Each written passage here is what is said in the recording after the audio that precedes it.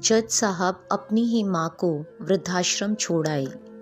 आश्रम में माँ का ध्यान रख सके इसलिए वहाँ के चौकीदार से दोस्ती कर ली थी और उसे कुछ पैसे भी दे दिए थे।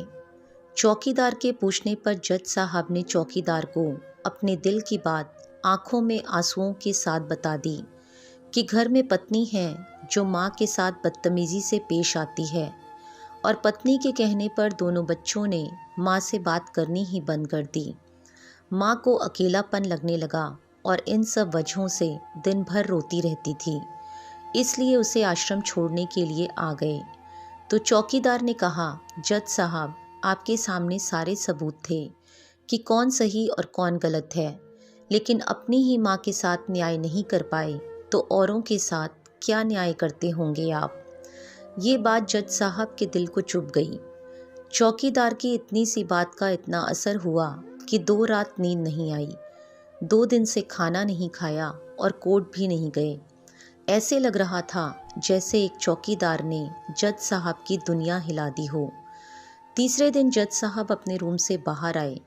पत्नी और बच्चे खाना लेकर इसी इंतज़ार में खड़े थे कि जज साहब कब खाना खाएंगे। तभी जज साहब ने एक कागज़ पत्नी को और 2 अलग अलग कागज़ अपने बच्चों के हाथ में थमा दिए। कागज़ की एक लाइन पढ़ी तो पत्नी के हाथों में से थाली गिर गई। उस पर लिखा था कि मैं तुम्हें तलाक दे रहा हूँ, और बच्चों से कहा, आज से मेरी सारी प्रॉपर्टी आप दोनों की, मुझे कुछ नहीं चाहिए। बच्चों ने उन्हें ज़बरदस्ती कुर्सी पर बिठाया। हाथ जोड़कर पैरों में गिरकर इन सब का कारण पूछा तो आंखों में आंसुओं के सैलाब के साथ जज साहब बोले कि मैं मेरी 65 वर्ष की माँ को आश्रम छोड़कर आया हूँ, अनजान लोगों के भरोसे छोड़कर आया हूँ, और आप सब कारण पूछ रहे हैं। हम लोगों को शर्म आनी चाहिए। रोज़ मेरे कोर्ट से आने के बाद माँ रोती थी कि बेटा प्लीज़ मुझे वृद्धाश्रम में शिफ्ट कर दो। आप में से किसी ने भी माँ से सीधे मुँह बात नहीं की और ये भी भूल गए कि जिस जज को आज पूरा शहर सलाम करता है, उसी जज को बनाने में उस माँ का कितना बड़ा रोल है। कभी दूसरों के घरों में काम करने जाती तब भी मुझे अकेले ना छोड़ती थी। ऐसी भगवान समान माँ को मैंने आश्रम में छोड़ दिया, और वो भी ऐसे लोगों के भरोसे जिन्हें ये तक नहीं पता कि माँ को क्या बीमारियाँ हैं। खुद को कोसते हुए जज साहब कहते हैं, दूसरों पर फैसले सुनाने वाला आज मैं खुद हार गया।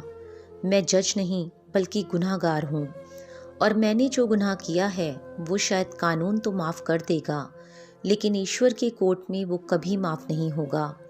ये कहते हुए जज साहब बोले कि अब मैं अपने पापों का प्रायश्चित करने जा रहा हूँ।